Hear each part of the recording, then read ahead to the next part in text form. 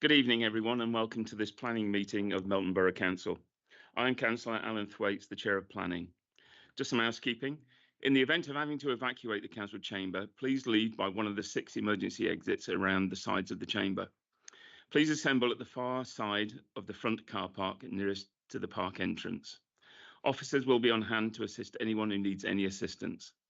Please put your phone to silent during this meeting. We will be using the audio-visual system this evening, and the meeting will also be streamed live on YouTube.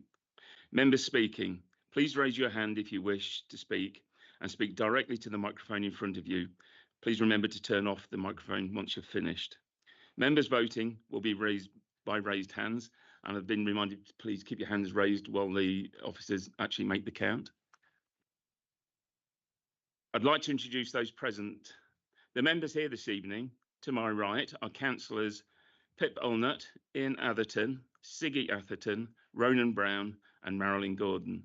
To my left, the councillors are Councillor James Mason, Margaret Glancy, Pat Cumbers, Lee Higgins and Don Pritchett. We have a team of officers present who are, to my left, the Assistant Director for Governance and Democracy, Clive Tobin. To my right, the Planning Development Manager, Louise Parker, Assistant Director for Planning, Sarah Legg, Planning Officer Alex Coy, Planning Officer Helen White, and Planning Officer Mark Ketley. We also have our Democratic Services team present, assisting with the technology, taking the minutes, and they are Adam Green and Sarah Evans. I don't believe there's any apologies for absence this evening, so we'll move on to the minutes of the last meeting. Does anybody wish to make any comment on the last minutes? Would anybody like to propose those minutes?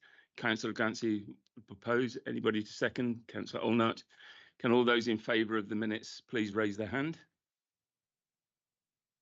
Which is unanimous. Thank you for keeping your hand. So those minutes are agreed. Yeah. I'd like to move on to declarations of interest. Members to declare any interest as appropriate in respect of items to be considered at this meeting. Do we have any? Councillor Brown? Yeah, I'll leave the room at item 4.2 due to a personal interest. Thank you. Councillor Cumbers? Thank you, Mr. Chairman. Yeah, for the same item, I would like to leave the. I'm declaring a bias, a possible bias, and I think received. Perhaps the solicitor. Well, should I leave the room or?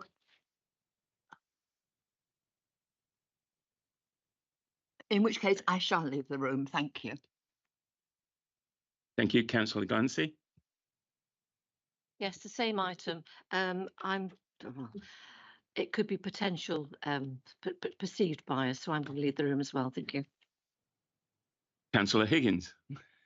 And the same item, which I've declared before, a perceived bias. Thank you. Thank you. In Councillor Ulnut. I don't wish to declare an interest, but in the interest of my colleagues' sanity, could I suggest that we move 4.3 above 4.2 so that when they leave, they can go and never come back? I was just about to say. I was just about to say that we'll move 4.2 to the last item for this afternoon, this evening, if that's okay with everybody. Thank you. To save people coming and going. Therefore, the schedule for applications this evening will start with application 2200590/FUL, the land rear of East End Farm, Wrights Lane, Wymondham, and I believe it's Mark to present. Yeah, thank you, Chair, and evening members. So we just move on to the first slide. This application is for the redevelopment of the former East End farmstead in Wymondham. The proposal, as you'll see from the report, is for the creation of 3 dwellings through a combination of barn conversions and one new build property. The application site is shown on the left-hand side of that slide there, in the black and white image. The boundary of the application site identified by the dotted red line. As the name implies, the site is located on the east end of the village. as you can see from the slide, and it effectively comprises three parts: the northwest corner of the site, which is where the redundant former farm buildings are now located. The central part of the site, where you can just see the two grain silos which remain in situ.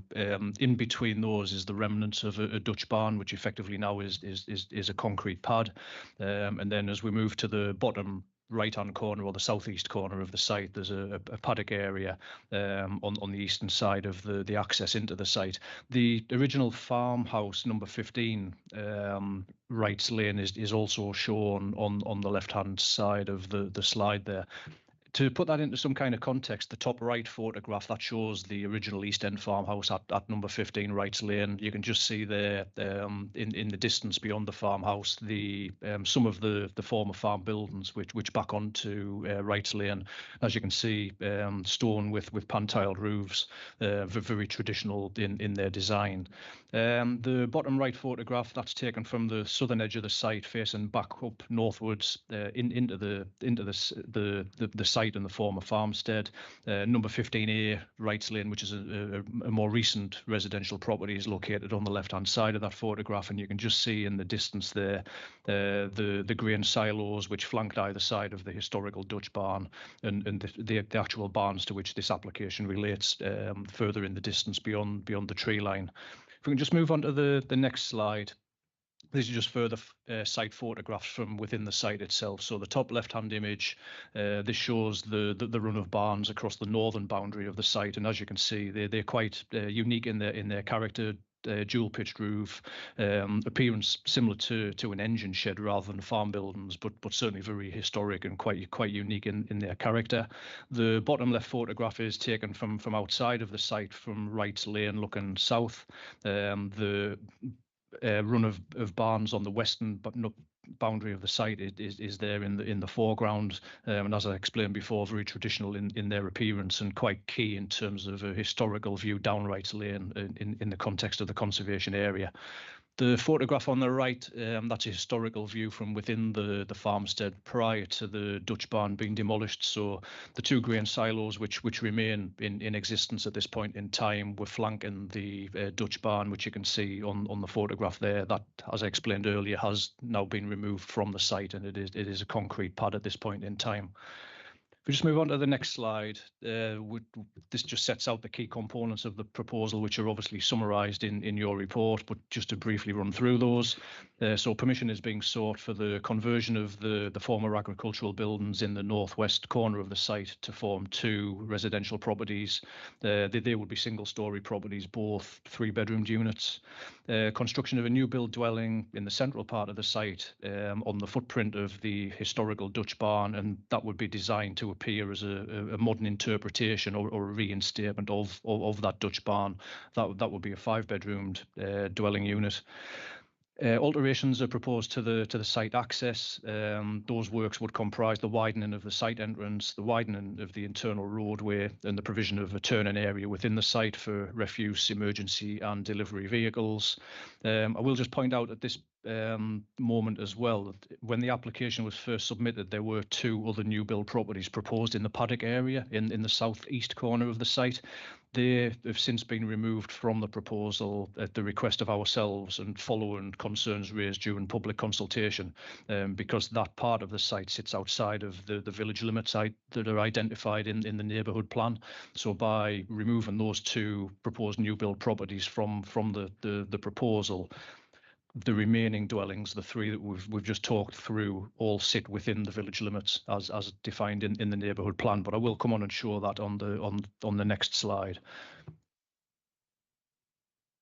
So this is the existing site layout. You can see in the top left-hand corner or the northwest corner of the site, the existing redundant barns that would be converted into the two dwelling units that are being proposed.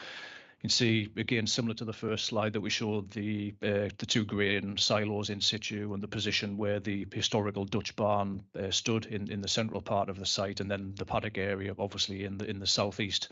What we've tried to do on that slide with the hatched yellow line running through the centre of the site plan is actually show the defined village limits or development limits for Wymondham as set out in the neighbourhood plan.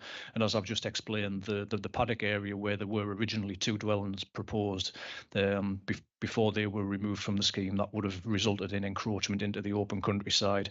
As you can see from that slide, all of the built development within the former farmstead sits within the village limits.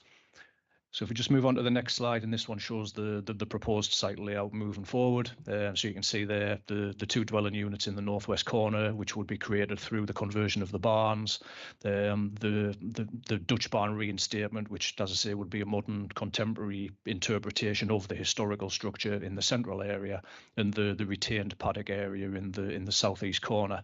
At that point, I will just mention to members that during briefing earlier in the week, I did indicate that the red line boundary for the site had been altered to not include the paddock area following the deletion of the 2 proposed properties in that area. That was a mistake on my part, for which I apologise. The red line boundary of the site still wraps around the paddock area, but it is clearly annotated on that plan in front of you that the paddock area would be retained in its current form. There is no development proposed on there. For the reasons that I've explained around the neighbourhood plan village boundary, and any future development on that area of land would need a separate plan and application were it to be proposed.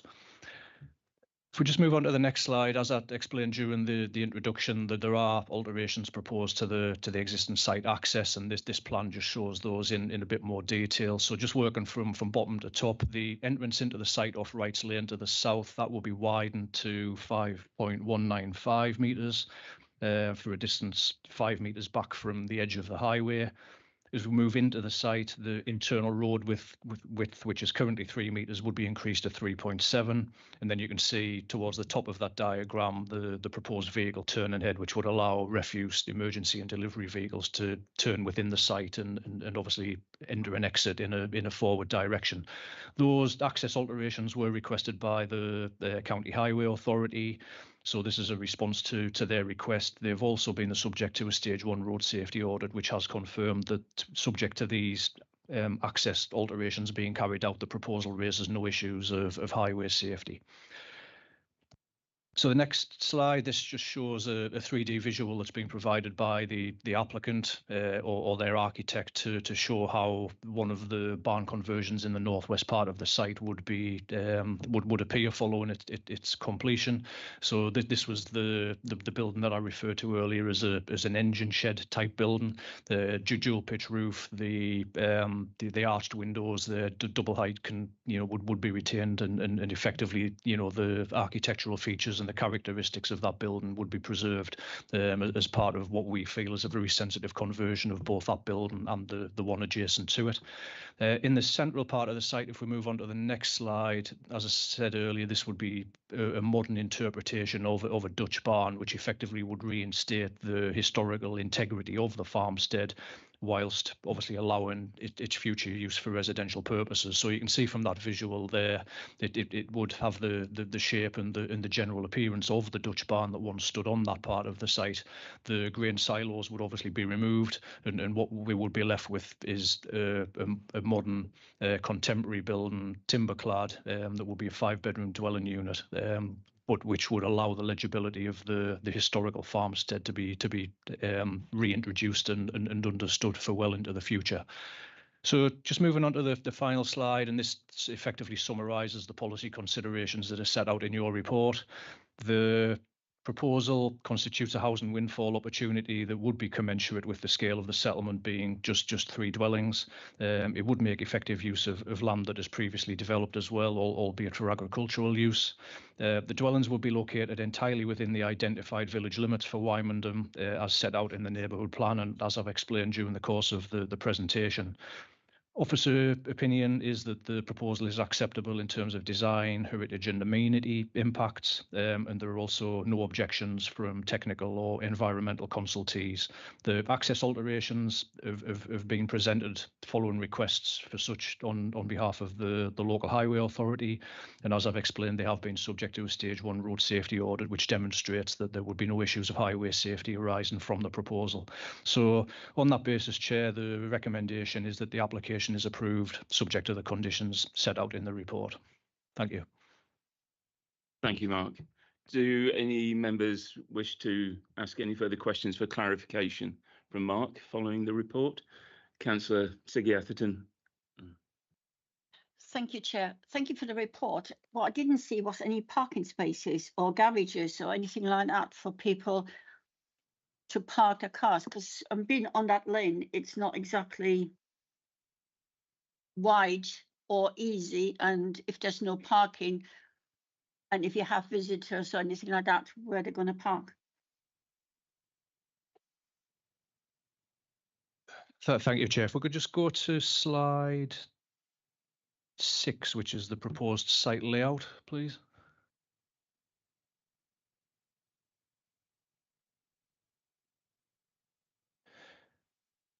Just the next one down.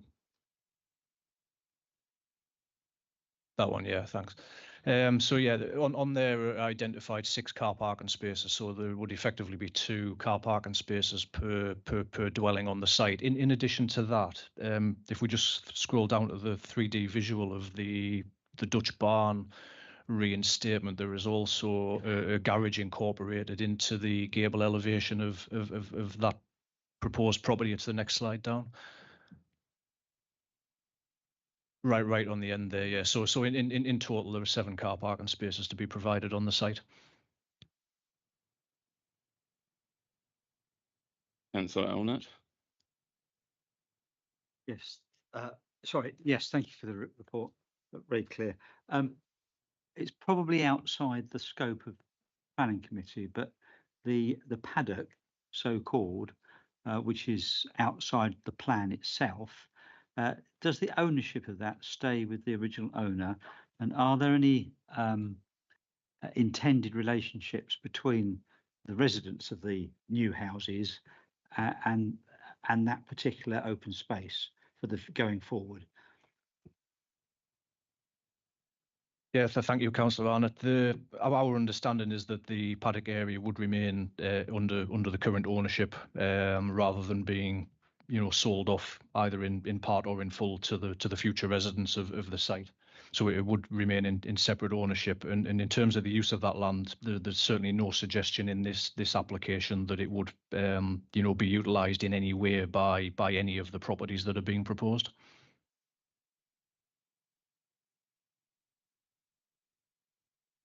No, Marilyn. Yeah, with that paddock, with you saying, I just want to clarify: will the people that buy, that get buy the properties, will they be able to use that paddock as an amenity?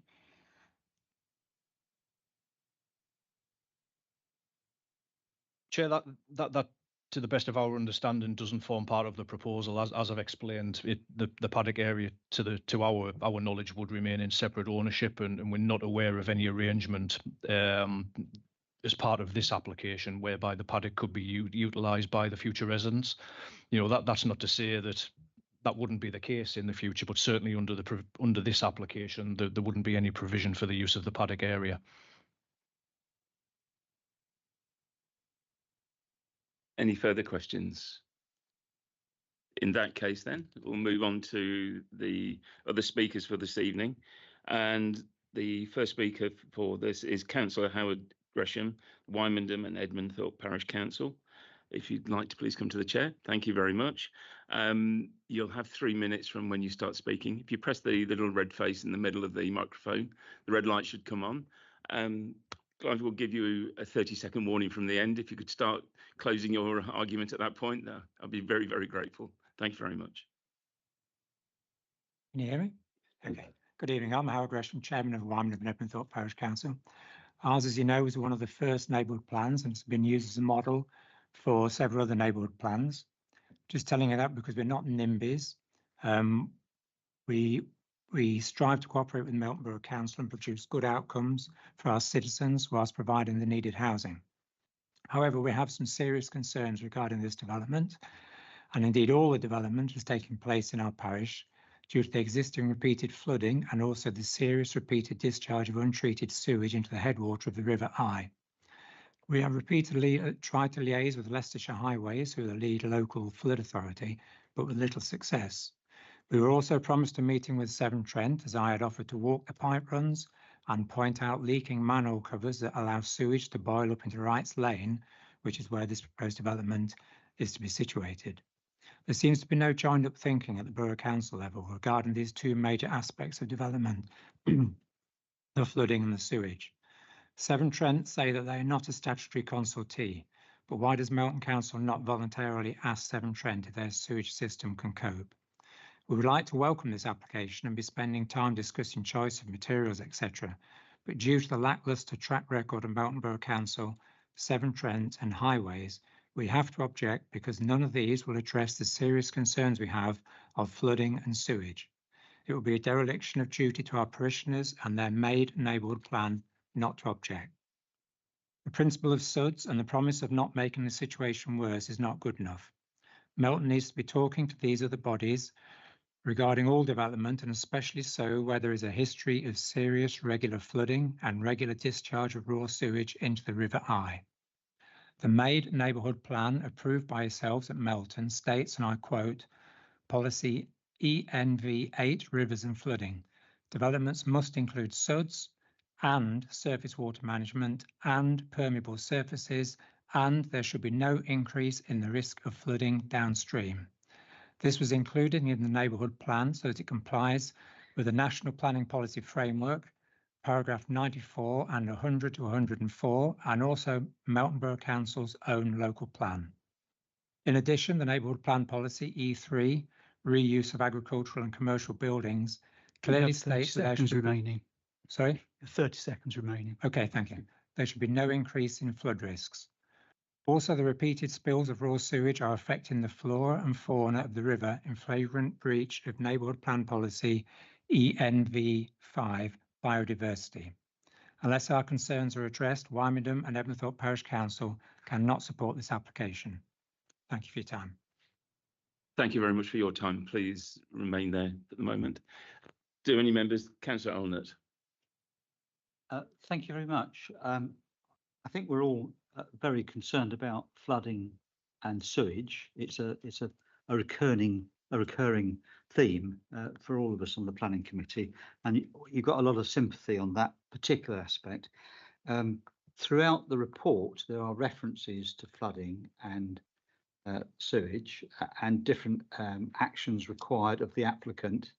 And you, in your what you said, you suggested that we hadn't contacted Severn Trent. Paragraph 11.5 says Severn Trent Water advised that.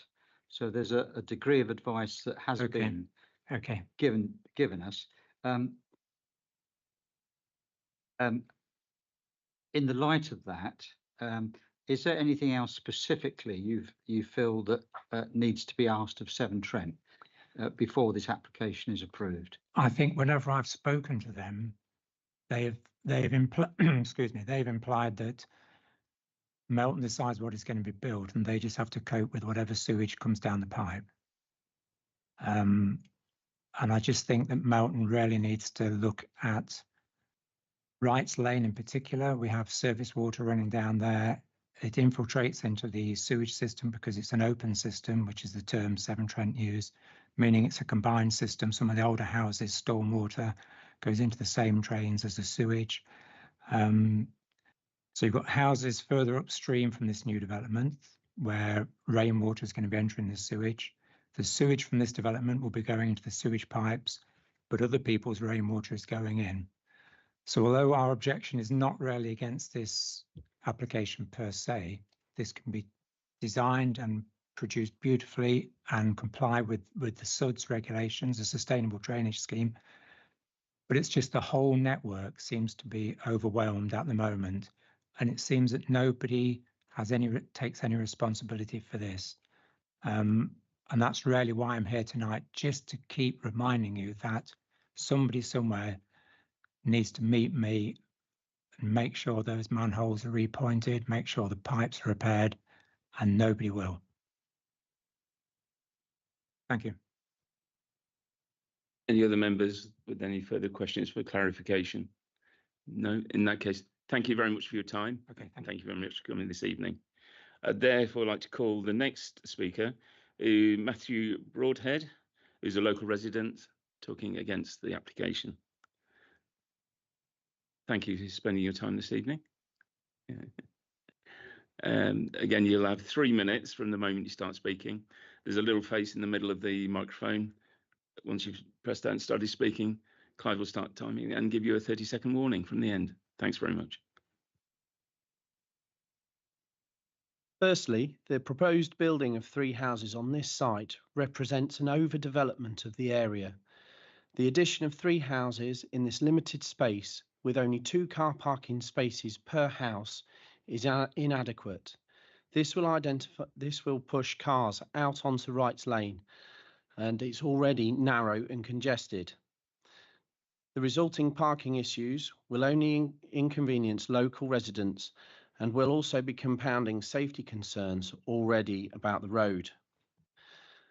Now, the narrow access track to the property development is only 3.7 metres wide, which is insufficient to handle the increased traffic from these 3 new properties, especially when you're considering pedestrians, delivery vehicles, and service vehicles. This track has historically only supported 2 properties. The increase to 5 will require widening of that access road to allow 2 vehicles to pass, ideally 5.5 metres.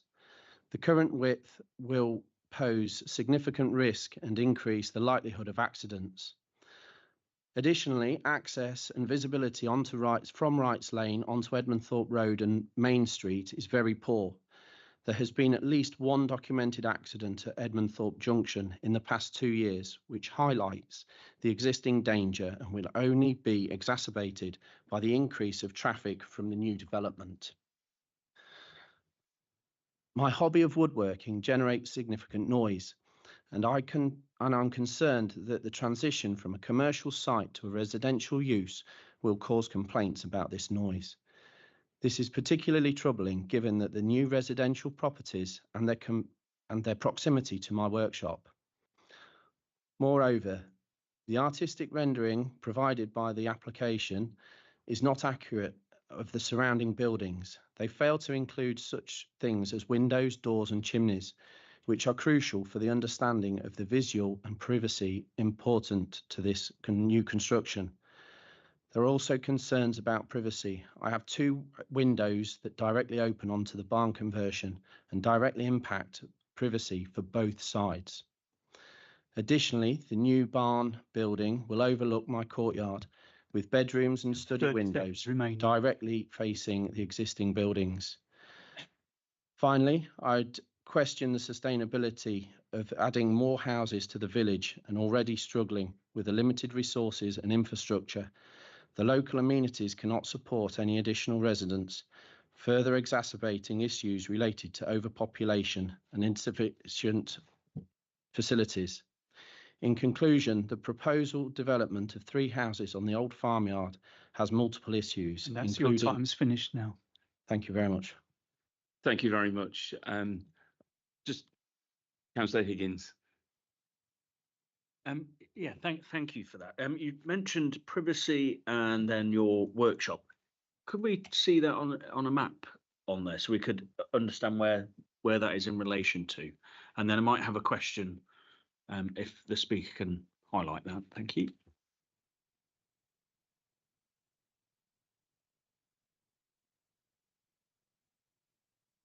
If you go back to that last picture, or forward, there, you see the window on the right-hand side, the white one? That's it there. Can we go to the map as well, just for my benefit, please? And then could you point out where your house and your workshop is on there in relation to the So I'm number 15. And then if you look at the white track that drives in, then you've got all my yard. Yeah, just where that cursor is. So the top right-hand side is the workshop, and then the barns are all for my storage of my timber and whatever else I've got. Okay, and then my last question on that, so that is very helpful for me, for clarification. The windows you pointed to, in the design of the new properties, is that looking at any living space of the new properties? Believe. And I'll include gardens as well, if that's okay. Okay, yeah. So the window you could see from that last drawing was over the car parking spaces. And then there's another one that faces north that would look, with the two archways, it would look to the right through the archway and then left into that new barn one. I'd just like to ask one question for clarification myself. You mentioned there was how many houses are using Wrights Lane at this moment in time? Oh, well, I'm talking about the paddock. So there'd be five sites, wouldn't there? There'd be myself, the three houses, and the paddock. Okay, the paddock isn't, but there are already houses on the other side. I'm trying to remember. Yeah. So I was talking about the lane up the farmyard, up the current farmyard, with it being very narrow, and you then pushing a load more cars down that. Yes, you can get a fire appliance up there, but if you're asking other cars to park either down that road or across the bottom of Wrights Lane, you're not going to be able to get those vehicles up there. Okay, so if you were saying how many car parking spaces there should be, what would you say? Well, I would say you'd for the 5-bed, you've got to be looking at least 4, haven't you? And for the 3-bed, probably 3 each. But there aren't any shared visitor spaces. You know, you could argue the fact. Thank you. Any other members? Councillor Gordon. Thank you. Yeah, the neighbours that you've got now, this side, is there some sort of clarification with them to say, do you have a particular time in the day when you do your work? No, because I'm at the top end, so right with my work, it's an old commercial site, so right. So really, then you don't have many problems with the neighbours that you got at the moment. I don't think I have any. They've not told me. Oh right, no, that's fine. No, that's fine. It's great, yeah, because I can understand, where your problem is, if if people, if this does go ahead. But sorry, I'm asking a question for clarification. Yeah. So you don't have any particular time as such. It's just when you feel like you want to do it. Yeah. That's okay. Thank you, love. Any further questions for clarification? No. Thank you very much for your time. Thank you very much. Thank you.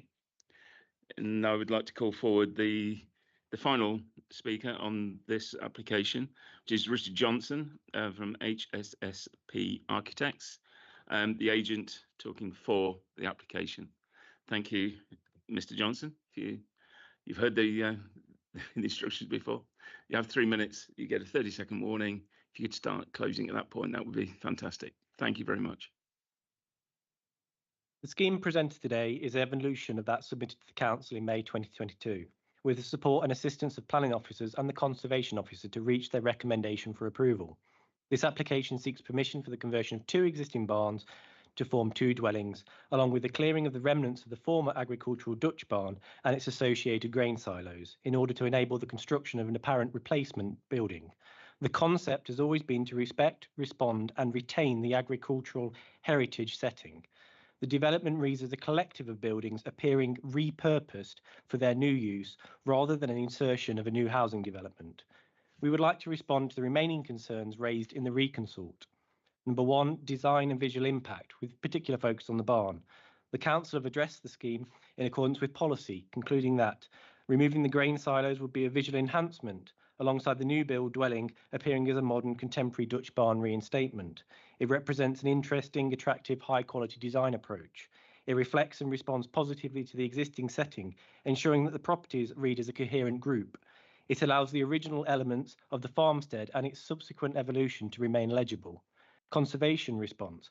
There is a clear and convincing justification for the proposal. it would not do harm to the significance of the street scene or conservation area, nor will it be unduly prominent. As such, the works are deemed acceptable. Furthermore, it would have positive impacts on the character and setting, enhancements which are achieved in accordance with NPPF, local plan policies, and policies H7 and 8 of the neighbourhood plan. 2. Impact on neighbours' amenity. The council have assessed the scheme and are satisfied that, although closely surrounded by other buildings and properties, it would not result in the loss of any domestic garden space nor public open space, therefore having no impact on the existing surrounding residential amenity. 3. Access and road safety. The application has been assessed by the council, the local highways authority, an independent highways consultant, all of which have been supported by the road safety audit, concluding that access is via an existing lane and an established access, formerly used for farm traffic. The existing access will be upgraded with a new surface and widened to satisfy highways requirements. In terms of potential impacts on residents, access, car parking provision, or on the local highway network, they are satisfied the resultant trips generated would not be of any concern to safety. You have 30 seconds remaining. Subject to their recommended conditions, the proposal is considered acceptable.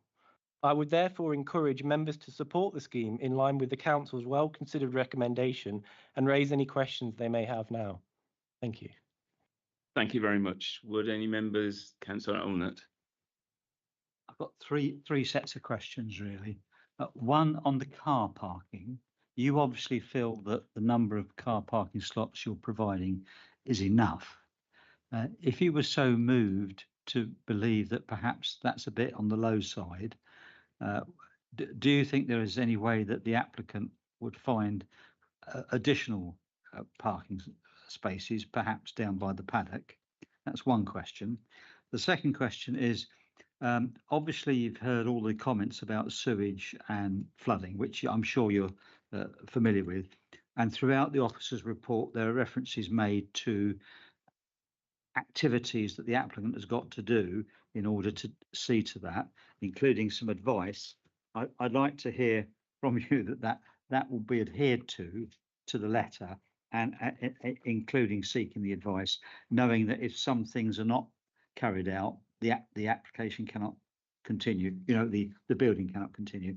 The third question is on the paddock. Now, it's our sorry experience that pockets of land like this that are not allocated in some way get brought forward in a few years' time by a new owner who pops up with a new good idea to build something or do something.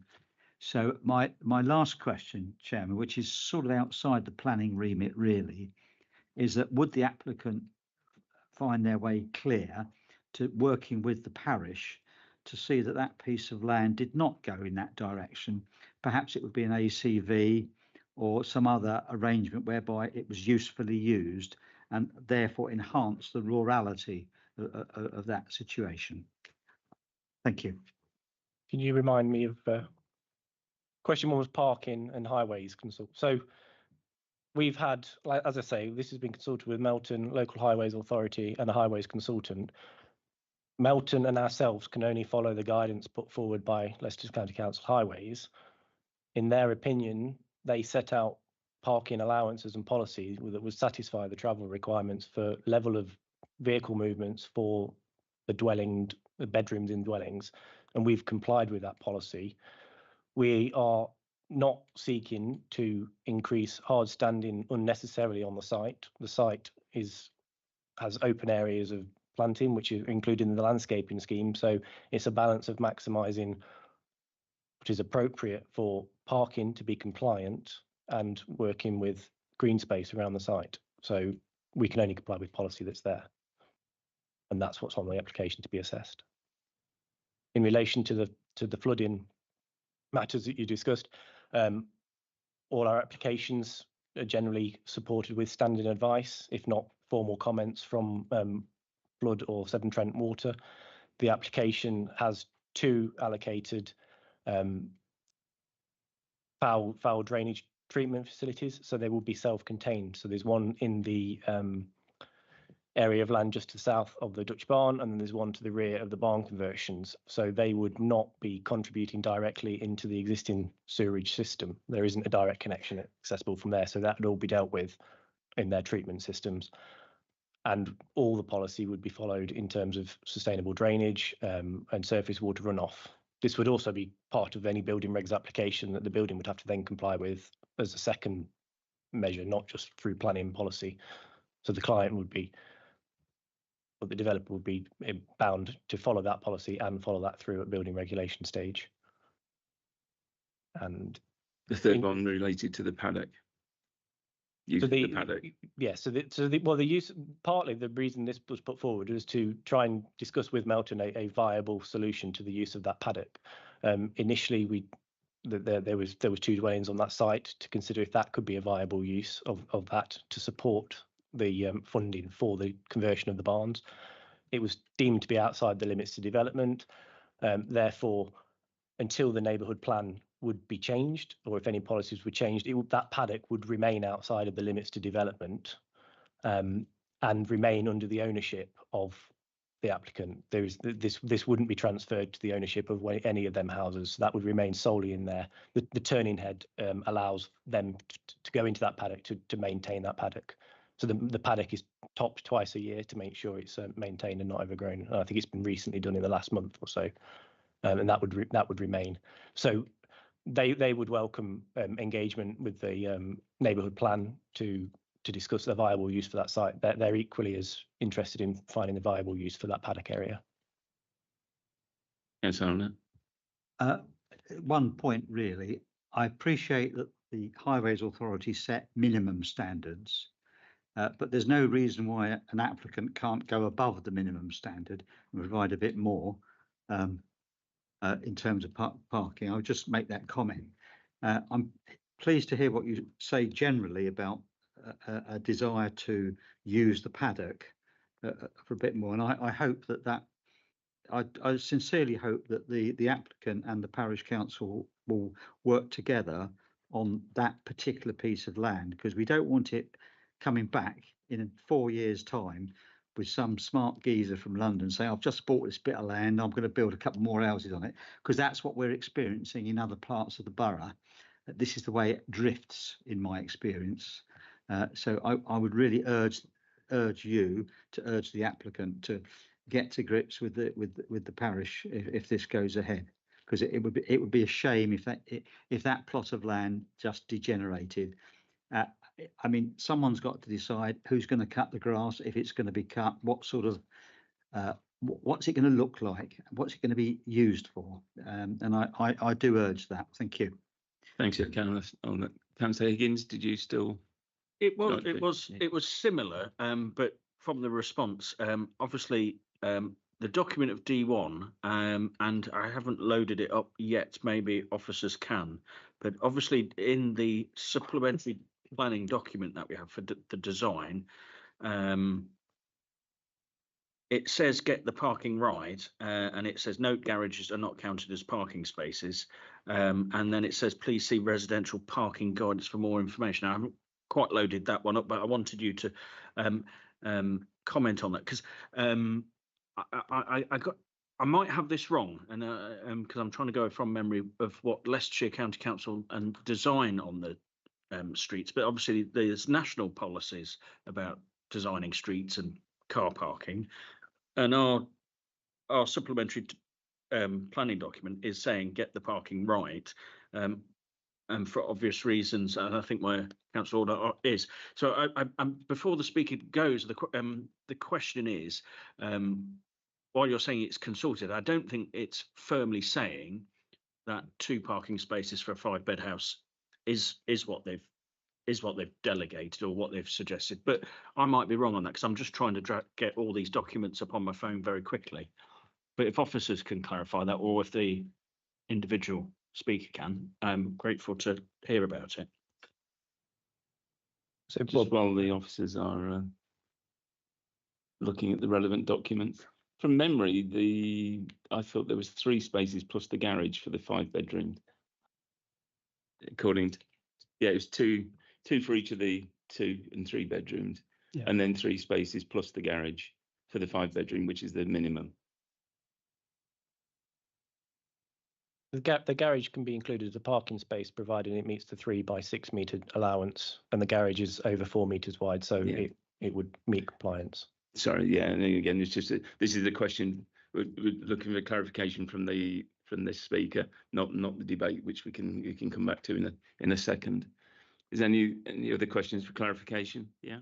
Just on that, whether there's conflict between the design SPD, because it does say on get the parking right at the bottom, note garages are not counted as parking spaces. I sort of get that comment because I don't very rarely know anyone who uses garage as a car parking space, but it says it in there. So if it's somewhere else, there's a conflict. Councillor Gordon? Yeah, I don't know whether you can help me with this, but I wondered if you could go back to the applicant to see if they can help with noise reduction from number 15. Now, I know sometimes with building, the materials you use, you know, whether or not you could do a high wall or something in particular materials to help the person at number 15 to help reduce the noise. If you could do that for me, that'd be brilliant. Yeah, part of the application and the landscape scheme does look at consideration for screening along that boundary. So it is something that has been considered, and yeah, I'm sure the applicant would engage to discuss that. Just a final point on the parking. The parking layout allocates the designated requirement, but it is also designed as a farmstead courtyard. So it does inherently create informal parking spaces, i.e. a visitor could park behind a owner of the house.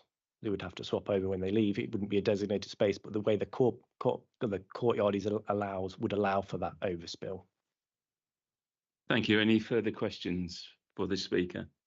No, thank you very much for your time this evening. Thank you. If you'd like to turn the microphone off, that would be great.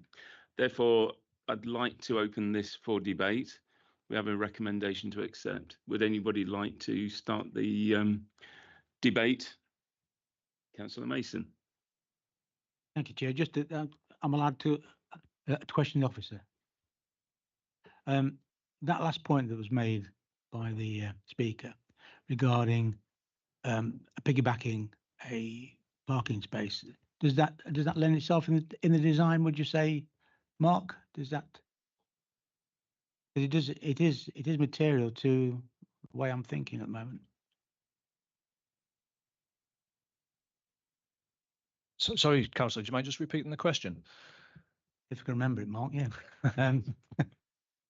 The last speaker made a reference to a courtyard assembly of, and that provides additional car park space. If you were to piggyback behind an existing parking space, would you, in your opinion, having looked at the design, I'm not involved myself in that detailed design. Does that work? That was the question.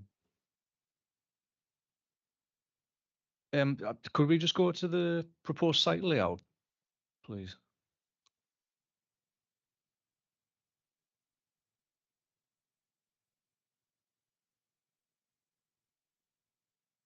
Yeah, that one.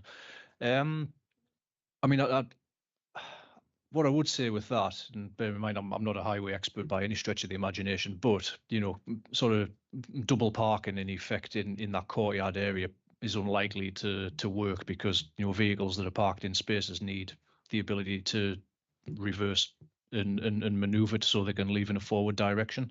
So you know, stacking of parking in that courtyard area is unlikely to work.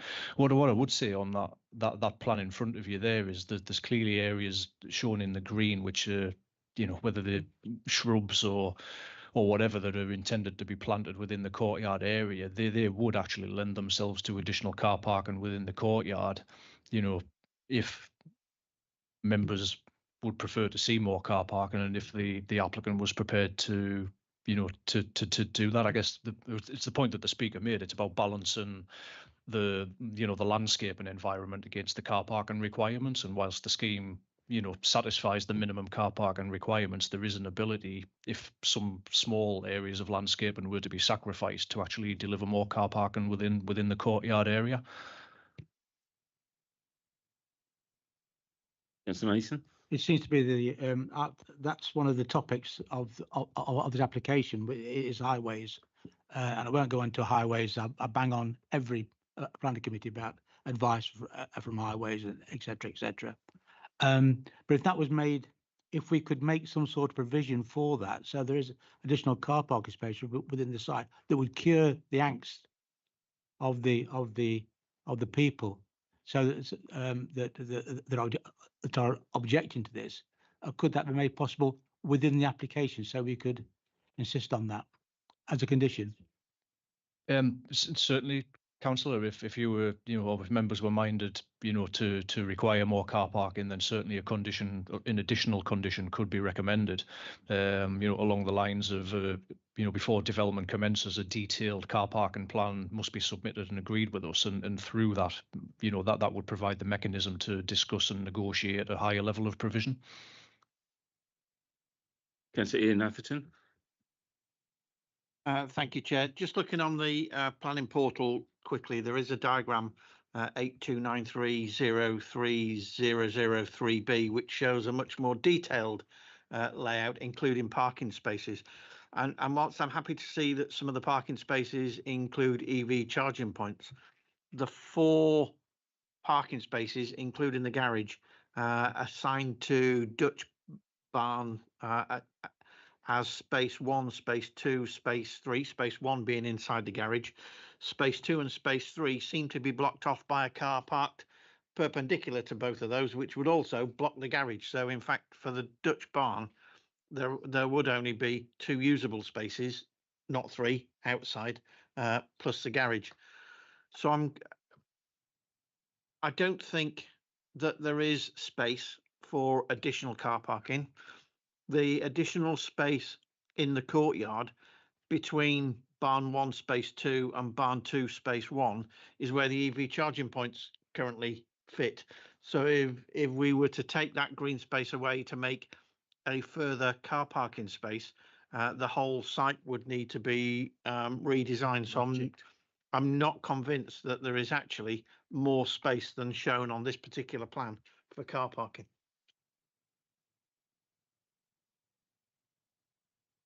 Thank you. Anybody else like to add to the debate? Councillor Brown. Yeah, I think for me is the car park. We've done this before. We did it on 1, 2 or 3 of our own properties recently when we were doing extensions for adaptations. We demanded that there was extra car parking spaces went in. If we all remember that, I think one of them was yours, Councillor Higgins, Borough on the Hill. And there's not enough, where I live, etc. We have 2 spaces. There's actually 3 we would need. Let's be realistic about it.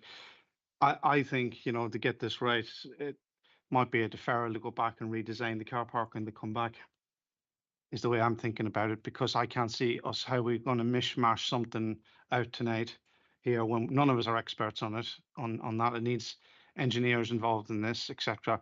But I don't think at this stage it could be leaning towards looking to approve this without addressing the concerns, and maybe they could have been. I think following from Councillor Mason said, I think there might be a way of getting this right. So that's where I'm leaning at the moment. Councillor Allnutt.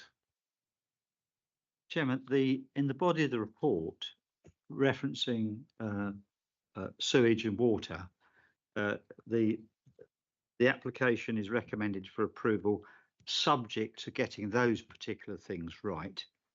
So I think we could recommend approval subject also to coming back on the car parking, getting that right. So I don't think you can, you can't really, if we're saying that's the thing that needs to be got right, I think we ought to be able to do that so that at least the application is approved and then some real work can be done on those items. If the planning officers can assure me it can be done in that way. But of course, if they can't get more spaces in, I think that should be the trump card that says, well, the application falls. It's got to be a clear condition that we want to see more car parking spaces, particularly after what Councillor Atherton just said. Councillor Brown. No, I think I see where you're coming from, Councillor Allnutt, but I think to get this right is to start doing that and condition it. There's no guarantees that's going to be sorted out. So put it back, get it redesigned, and then a yes or no, and then bring it back in front of us. I'm sure it's not going to be that big of a job to do. You know, we should be able to turn it around in a couple of weeks, really, with designers, etc. So that's what I'm. So I would be against approving with conditions and keep it nice and clean to come back. Otherwise, we'll end up creating a mess, in my view. If we were to take that route, to give the applicant a fair chance of being able to come back with something that we would accept, what would you say the correct number of parking spaces would be? Basically, look at each property individually. Like a 5-bed, you're talking a minimum of 3 accessible car parking spaces per unit, probably. You know, but it's what you can design as well. I'm not going to sit here tonight and say you can put X, Y, and Z in there, because that's not feasible. Because obviously, apologies, I wasn't at the briefing on Monday, but I wasn't made aware by anybody that this was going to be as big an issue as has come up tonight. Okay, thank you. Councillor Pritchett. Thank you, Chair. We're talking about the car parking spaces for the residents. What about visitors? And there's an issue about who owns the track, Wrights Lane, and do they have a right of way to access those properties? But a visitor can't park on the side of Wrights Lane, or they can park. I think these things need, you know, can the Amazon van turn round? You know, there's a few things that need resolving, I think. Councillor Higgins. Yeah, I mean, I'm happy to propose a deferment based on what's been said before. But there are some reasons of that. Is as Councillor Pritchett said, I do have a little bit of concern of the visitor or parking element, because if you were either a delivery van or anything like that, you'll struggle on Wrights Lane because it's quite narrow, and then you're inconveniencing other people there. And so at the end of the day, nobody necessarily said that this had to be such a large building in itself. I think it is a very good contemporary design, and I get all, and I think the building designs are there. That's a good thing, and then obviously the conversion of the current built form. But it's sort of as if, and obviously I get this, where you're building for making something economically viable, and then it looks as if we've just tried to patch some parking on it just to tick a box, which I don't think that's what our design SPD is indicating to us. And bearing in mind, as Councillor Brown did say, with Southview Borough on the Hill, I was happy to take that as a condition as the ward councillor, because as Louise had kindly said, is in consultation with me as the ward councillor. But as it was all to be contained on the site for one house, I thought that could be reasonably done. As Councillor Brown said, if we twist or turn something here, something else might give, and I think this probably needs officers and the applicant to have another chat, probably reconsult with neighbours as well for that. So when we come back, just to touch on the Severn Trent and the flooding, I hear what the parish council said. I had a meeting with my parish council and the Environment Agency only this week. Severn Trent, it is very frustrating how they are, but I think, as Councillor Ornett said, they have responded, and Severn Trent, as a tier 1 infrastructure provider, is responsible if this goes in, and I know it's conditioned. So if they discharge sewage unlawfully, we have a regulator for that, and while it's not ideal, but just so the residents know that. And then just on the privacy part, I was a little bit disappointed in that's not come through, and but obviously that's why the speaker's there, and he's eloquently put that.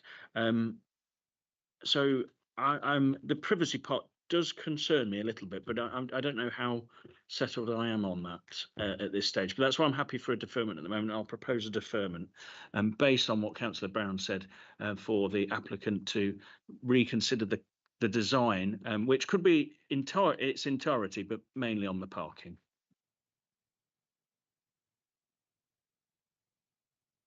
Chair, I don't know whether it's appropriate before we consider the deferment. One of the conditions prescribes wooden windows and doors.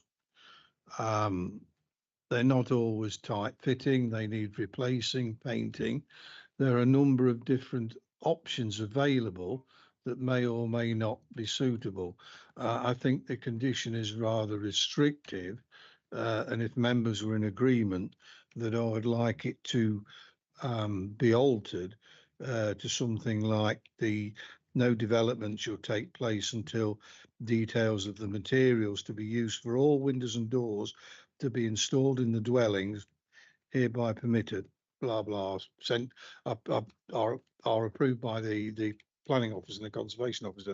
I mean, wood is an option as long as with others as well, if members are in agreement to that. Councillor Ian Atherton. Thank you, Chair. I may have misunderstood something earlier on, but is the paddock which is being retained owned? Sorry, Chair. Just a point of it's not you, Councillor, but I've got a motion on the table. That's all. Okay. Before we go for the motion, can I just pass over to Louise? Yes, thank you, Chair. Just listening to the debate that's being spoke with regards to car parking, just to make some points clear to members. So there is set guidance from the County Council, which provides details of minimum number of spaces that needs to be provided for a development. The application in its current form meets that guidelines. So what members are requesting is above and beyond what is required. One thing I will say is amendments to the scheme, obviously they can be considered. From my perspective, there is no difference in requesting parking details through a condition as there is requesting drainage conditions to an application. So in order to move the application forward, I think it's perfectly reasonable to request details via condition rather than delay the application and defer it this evening. But that's my advice to members. Councillor Higgins. Apologies, Councillor Atherton, because I think he was going to come up with a really good point, and I'm sure we want to hear it. But as the mover of the motion, I'm still looking for a second. But as Louise just said, the reason I agree. Normally we could do this by condition, but as Councillor Brown said, I think if you tweak it too much, the site could start collapsing because for all the other reasons, and that's why I think deferment. Because I think get it right, and also the reason there's other reasons I'm not particularly happy with the scheme, and it's more of a design issue, as I said earlier. So it's not just the parking; it's because it's sort of bolted on a little bit, and so that's why I've asked for a deferment. And if it fails, it fails. But that's why I've put the motion down, and I'm looking for a second. Chair, can I just whilst it's for Councillor Higgins to decide what motion he wants to move, if he has other concerns, there is a potential that a motion on the parking is carried, the matter's deferred, and then we come back and he raises the other concerns. So I don't know if that's something you want to consider at this point, because if there are other matters to be dealt with, then they should be dealt with in one go. Yeah, because the design may fundamentally change because of the car parking. I don't know that, and again, as Councillor Brown said, I think it could be relatively substantial change. It may be. The reason is the privacy.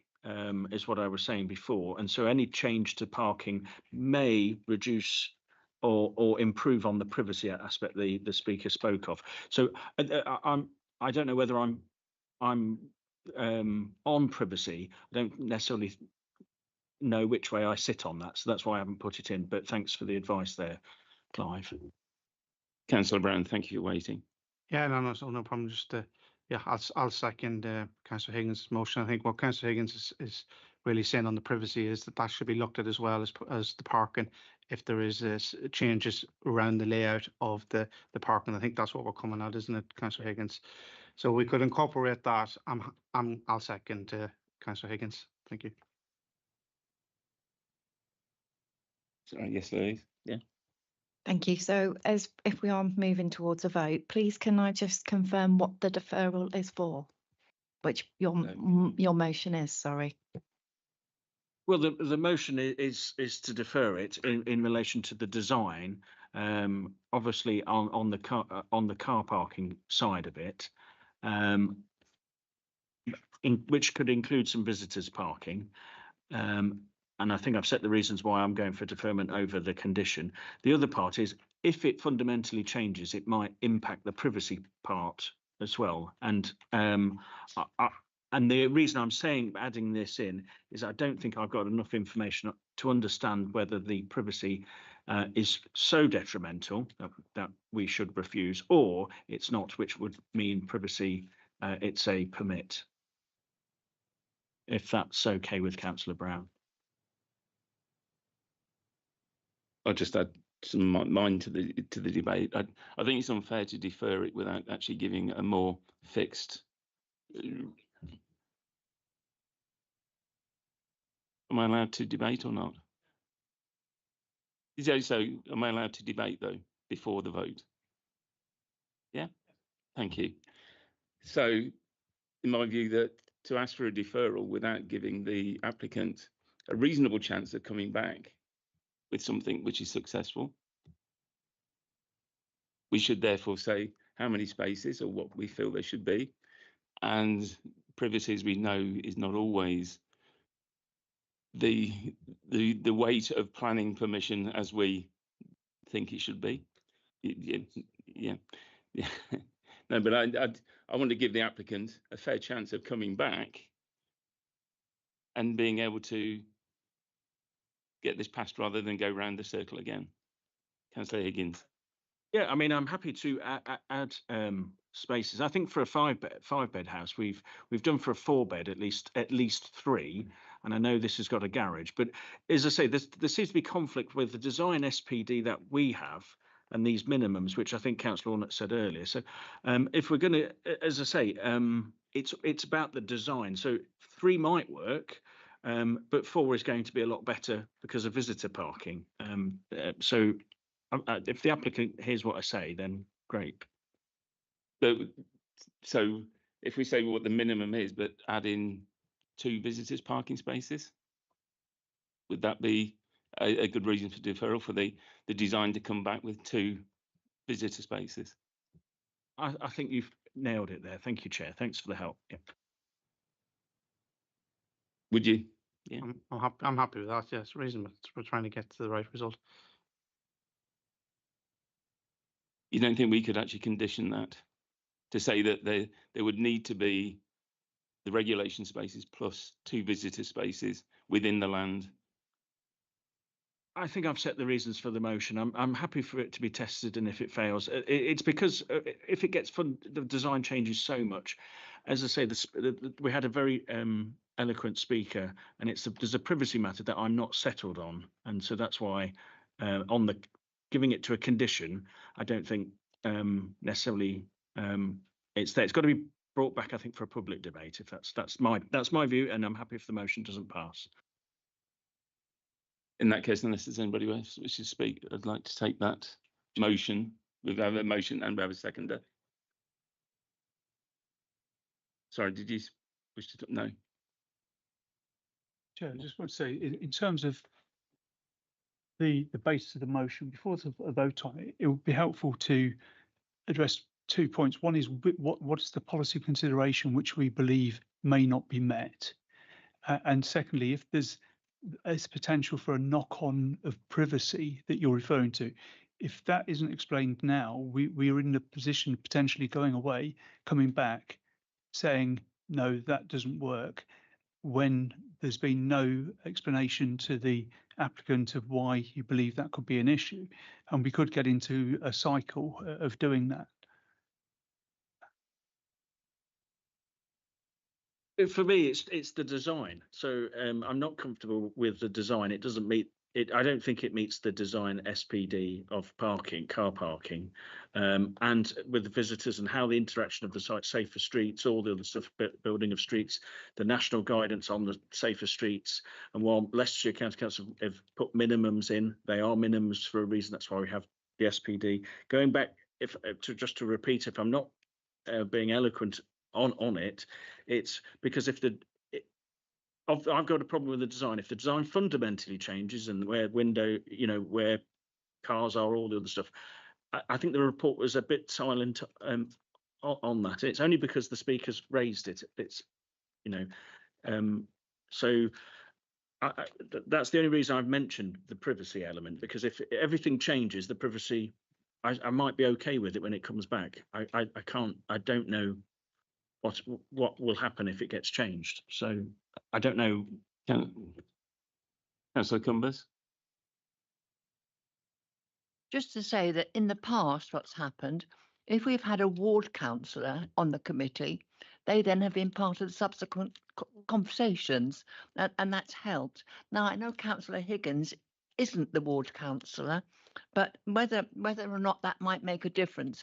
And of course, the officer will have heard quite a bit of the debate and the feeling of the committee.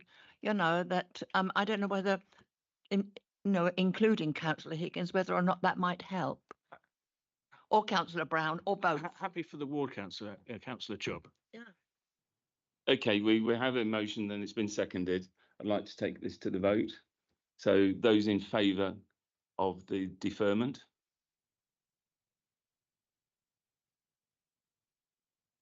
Six. Those against?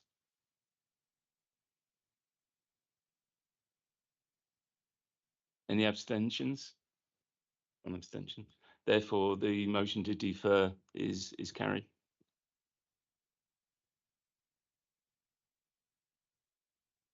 Thank you, everyone, with that application. We shall move on to the next application, which, as we've said, we'll take them slightly out of order, which is application 23/001-003/FUL, Old Ivy House, 1 Chapel Street, Barkston, Vale. And I believe it's Alex who's going to make the speech. Thank you. Thank you very much, Chair. This application relates to the property Old Ivy House, 1 Chapel Street, within the village of Barkston, Vale. The proposal is for the change of use of the existing dwelling house to a children's care home for up to 4 young people under use class C2. The reason this application is before you tonight is that it received over 10 objections from separate households, and Councillor Chris Evans called the application into committee. The application site is located in the centre of the village. The existing dwelling is a large detached property with 5 bedrooms and 4 bathrooms and a large garden area to the south east. There are no internal or external alterations proposed to facilitate the change of use, and no proposed alterations to the access of the property. The existing property is considered to have space for 6 off-road parking spaces. However, details of parking layout demonstrating this is required to be submitted prior to the change of use occurring, and this is conditioned as per condition 4. As detailed in the operational information document, if the home is fully occupied with 4 young people, then they will be living as a group with 2 or 3 members of staff, supporting them on a daily basis. If there are 2 young people accommodated within the home, there will be 3 or 4 staff on site during the daytime. Therefore, there would be a maximum of 3 to 5 members of staff on site, dependent on the number of children on a daily basis. In March 2024, the Council published planning guidance for applicants who seek to develop children's homes within the borough. The purpose of the guidance note is to allow officers to request additional and supporting information. It is not a policy or decision-making tool, and therefore not listed as a supplementary planning document within the report. However, the guidelines produced have allowed officers to request additional information from the applicant in terms of their operating model and number of children and staff, and this information has been provided and is assessed within the report. It is acknowledged that within the parish there are a number of children's care homes. However, within Barkston Vale there is no existing children's care home, though there is the Place Educational Centre, which offers bespoke education for children with complex trauma, mental health, behaviour and attachment needs. This is located on 7 Jericho Lane. There is no particular policy in the local plan that deals with children's homes and the cumulative impact, as set out in paragraph 8.2.8 of the report. Next slide, please. In the assessment of the application, the material planning considerations are the principle of development, the impact on the character of the settlement, the impact on the amenity of neighbours, and the impact on highway safety and parking. Antisocial behaviour is not considered as a material and planning consideration, as set out at paragraph 7.5 of the officer's report. Instances shall be handled by the relevant authorities outside of the planning arena. Furthermore, public opinion of the operator of the proposed use is not a planning consideration. Next slide, please. To summarise, it is considered that the proposed material change of use of the existing dwelling to use class C2 as a children's care home is acceptable in principle.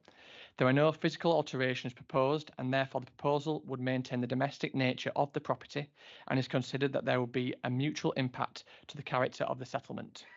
Planning conditions are recommended to secure operational management and staffing ratios in accordance with the submitted details and to restrict no more than 4 children within the care home. As stated earlier on, a condition is recommended to secure the off-street parking for 6 vehicles at the site. As such, it is considered that there will be no unacceptable impact on residential properties and the highway. Therefore, this application is recommended for approval, subject to conditions set out within the report. Thank you very much. Thank you, Alex. Would any members like to ask questions for clarification? Councillor Brown? Yeah, just absolutely clear, Alex. The design of is going to be conditioned, of the car parking. Is there any reason why that couldn't have come with this application so we see what that looks like? Because we're going back over all ground in the previous one, because then that gives us the surety. So I don't see why that couldn't have been done for this application, because working in a similar environment myself across the country, we wouldn't be putting applications in unless we were sure what, because there's a cost comes with the car parking and all that sort of stuff. So can you just answer me why we haven't had a fully drawn up design of what the car parking is going to look like? Yeah, the applicant decided not to submit that as part of their application, and therefore that's why it's been conditioned, and that was a request from the LCC Highways. That's Ian Atherton. Could you just clarify where 6 to 7 vehicles comes from, please? Because I understand that with 4 children, the number of maximum occupancy of 4 children would leave to 5 members of staff at any one time, being 4 carers plus a manager. Shift change, therefore, potentially there are 10 members of staff, meaning 10 cars, and that courtyard won't take 6 or 7, let alone 10. And there will be no parking for visitors. Sorry, what was the question? Could you clarify where 6 to 7 vehicles actually came from?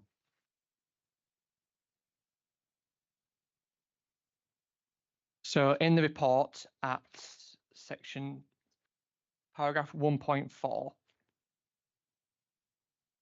Sorry, just one moment. So it does say that there is ample outdoor space at the application site to allow for off-street parking provision for 6 to 7 vehicles, and that's in excess of what the local highway authority for dwelling of this size is recommended. So, but that still doesn't answer where 6 to 7 vehicles, where that number came from. It's stated in the report, all well and good, and if it was a domestic dwelling of that size, all well and good, albeit I don't think you can park 6 to 7 vehicles in there. But we're not talking about a domestic dwelling. We're talking about a children's home with potentially 10 members of staff on site at any one time. So where did that number actually come from, please?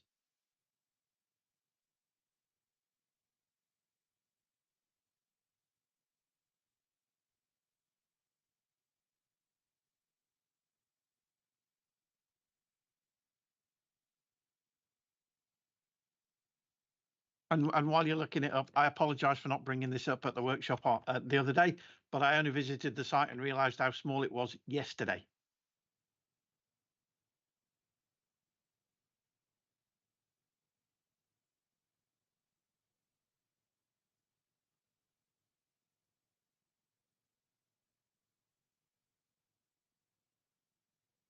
So this has been advised by the applicant themselves that they would only require 7 off-road parking spaces. It's also stated within the supplementary planning document that they submitted as well, which was submitted on, apologies, one moment. on the 26th of April as well. Fine, thank you. If it's come from the applicant, then I understand where the numbers have come from. Thank you. Councillor Allnut. At the risk of embellishing the lily, I think the point is, if the applicant says, yeah, I can get 6 or 7, to what has anybody checked to see what the size is? Now, Councillor Atherton says he's been up the site yesterday, and in his opinion, you couldn't get 6 to 7 vehicles on the site. So I think that's what we're struggling with. You would, but you never get them out again. Well, whatever. I think that's what we're struggling with, really. How can we test that you can actually get 6 to 7 vehicles? You know, might get 14 minis and 2 Rolls Royces. You know, do you see what I mean? You've got to actually evaluate the validity of the state. That's what we're getting at. Okay, thank you. Any other members have any questions for clarification? No? Oh, Councillor Mason. Yeah, thank you, Chair. Just one question, and you might be able to answer this amongst the planning officers. Having been through this before on numerous occasions regarding children's homes, I know this has come for a change of use application, but in real terms, is my understanding correct that is to our advantage that it's come over a change of use, or could the applicant have done this unilaterally, i.e. set the home up without any change of use application?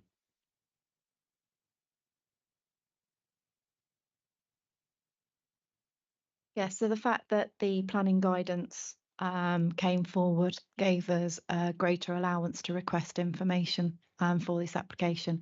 If we were going on our usual planning validation requirements, we wouldn't then have been able to request the supporting information, the operational details, and some of the specifics that we have been able to engage with the applicant on this on. And that's through the planning guidance note that we've been able to request that additional layer of information.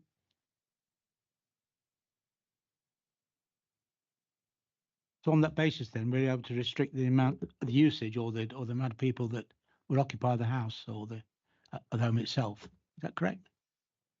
That's correct. So when the supporting information comes forward, we can make an assessment based on the actual operating of that site for that business, and within the planning remit, we can attach conditions based on the information that's been submitted to us. Any further questions for clarification? No, in that case, I'd like to call the first speaker on this application. I do apologise, Alex. Please go. Yeah, sorry, just to clarify on the car parking point that's been made, and the condition at 10.4 specifically states that the details showing the location of 6 car parking spaces. So if they are not able to show 6 car parking spaces, that permission will not be granted.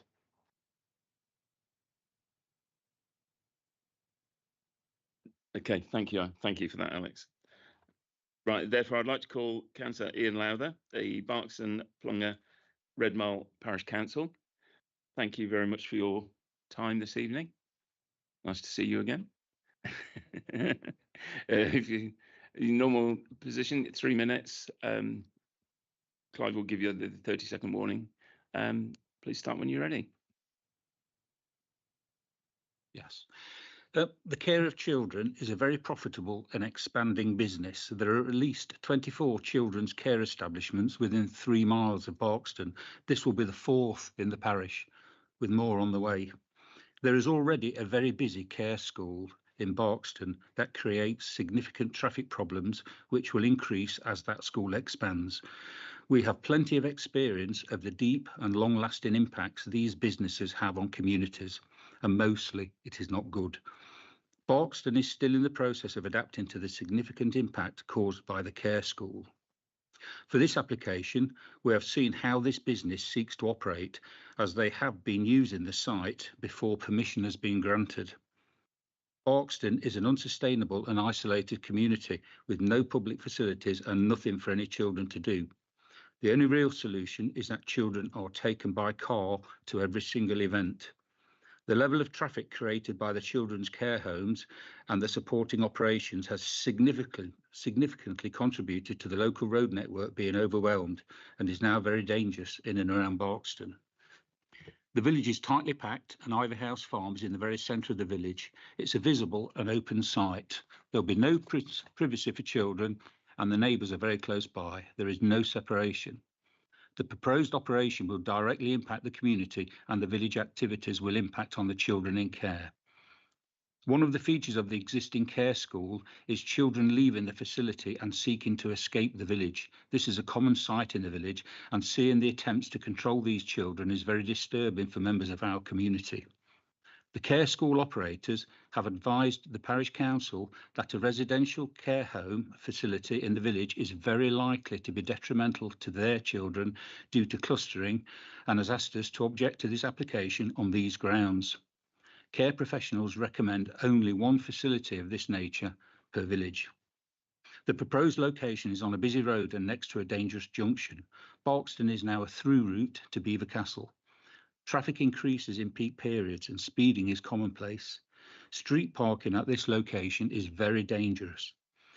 The location already hosts the parking for the school buses and the huge number of taxis that service the care school. Near misses are commonplace. The applicant will operate a 2-staff to 1-child ratio. This means that with 4 children, there'll be 8 carers plus a manager plus other staff at any one time.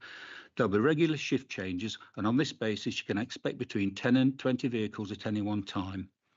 The on-site parking will only realistically provide spaces for just 4 cars, making the site inappropriate and placing pressure on the on-street parking and road safety. The community has already evidenced to the planning officers expired. Just want to finish the sentence. Significant level of on-street parking from this operation, and this is plainly dangerous. Thank you. Thank you very much for your time.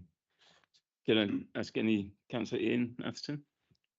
Did I understand you right to say that it's already being used as a care home? It's just that when I was there yesterday, there was no signs of life and certainly no staff cars parked in a car park. No, can I clarify that? It's not being used for children at the moment, but the company that's going to run the care home are using it as offices. In fact, myself and the councillor for Barkston visited in the late winter and they were actually running it as offices. So it is being used at the moment. Any other questions for clarification? Councillor Ian Atherton. This is a question for the officers rather than the speaker.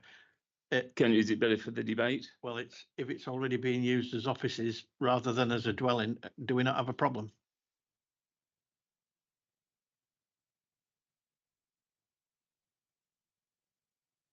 That's not relevant to this application, though, is it?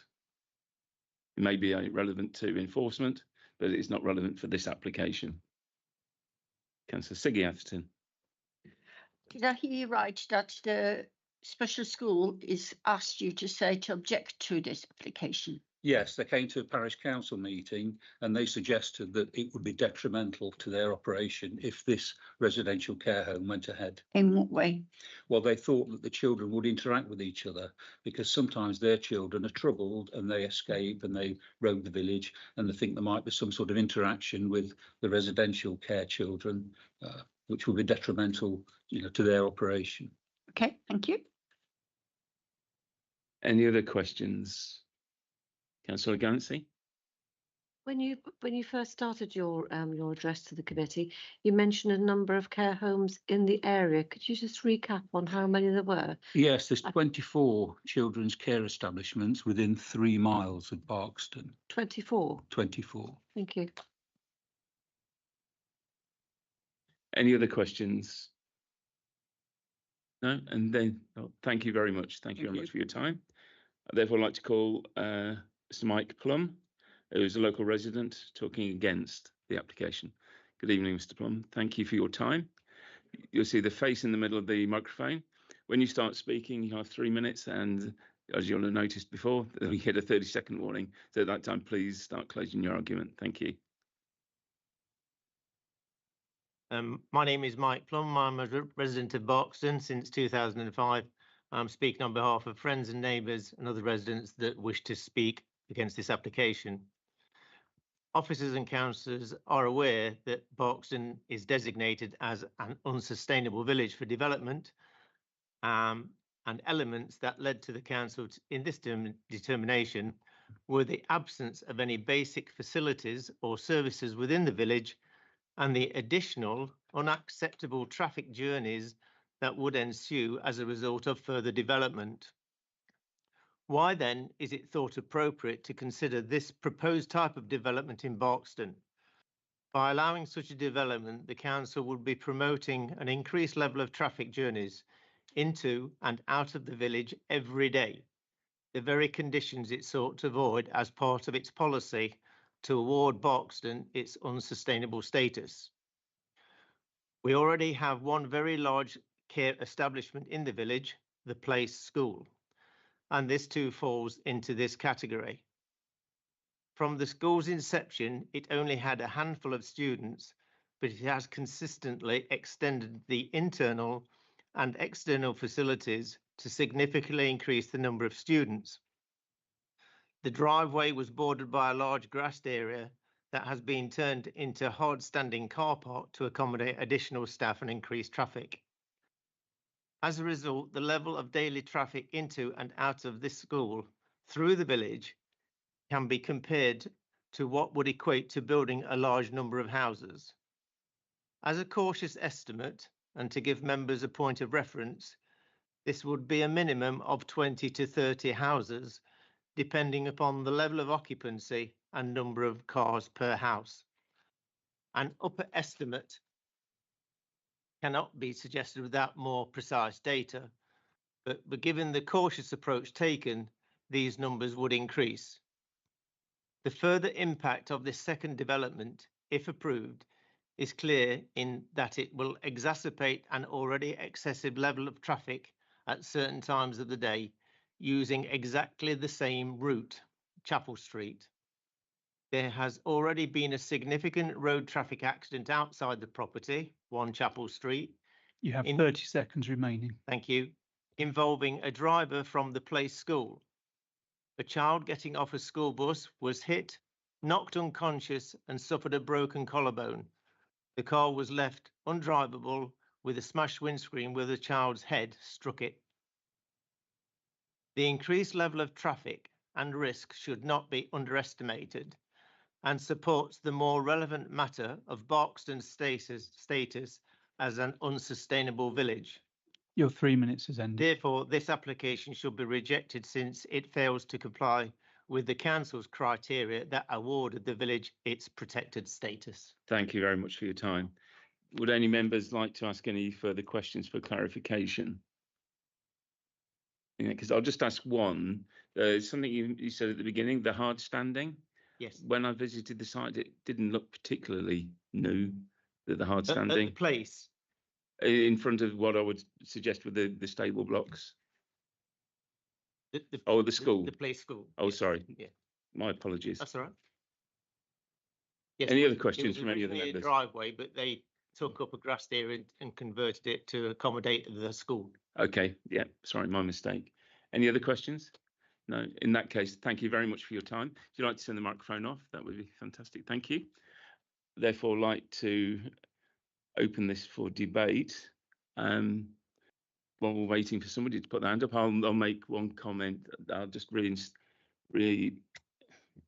I'll say again what Louise said and from Councillor Mason, that they don't actually need to ask for this permission.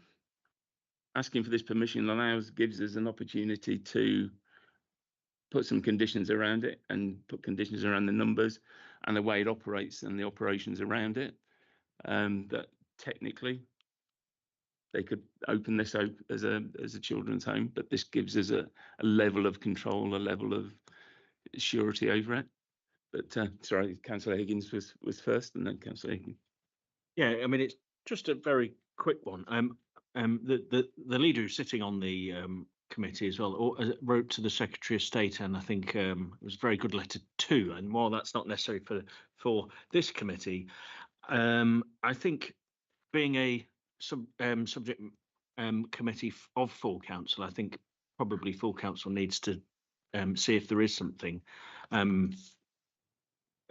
kind of debate about this, and whether there's some guidance that full council may want to give committee on it as well, because I know Alex, you said there's things that are silent, and I hear what you said as well, Chair, which is absolutely correct.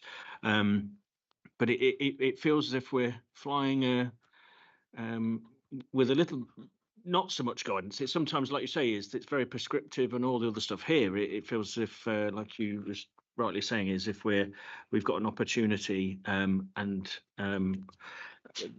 going back to what you were saying in your report, Alex, just because something is silent, we are here to also build communities. And that is a huge factor of the planning and the national planning policy framework. And while a cumulative effect, I did say this in briefing, if we create communities that end up not functioning and being cohesive, we could have other problems, and we could impact the sustainability of the villages, no matter what the level they are. So, but I'll just leave that there. So I've not decided how I feel on this at the moment. Councillor Allnutt. Thank you, Chair. I'm a little bit uncomfortable with the reporting at 7.3.2 at the last bullet point, where we get some sort of hearsay comment that the business managers have made representations to the parish council about this application and they support our objections. Now, the question arises, why have they not made those objections directly to the planning authority, which is ourselves? And the question might arise, well, is it because they're a different business? It's a business making a comment about another business.